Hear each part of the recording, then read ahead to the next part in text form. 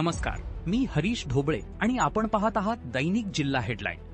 महाराष्ट्रात सीसीएमपी निर्णयाविरोधात Indian medical association म्हणजेच IMA आक्रमक झाली आहे.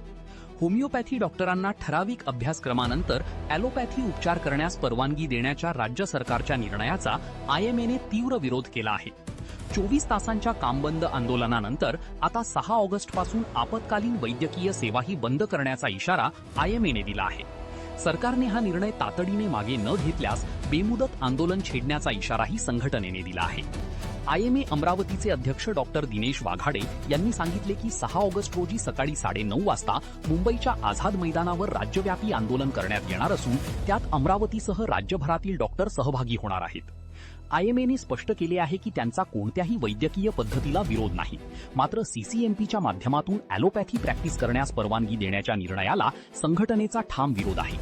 सरकारने या निर्णयाचा फेरविचार करून डॉक्टरांच्या मागण्यांची दखल घ्यावी, अन्यथा आंदोलन आणखी तीव्र करण्यात येईल असा इशारा IMAने दिला आहे.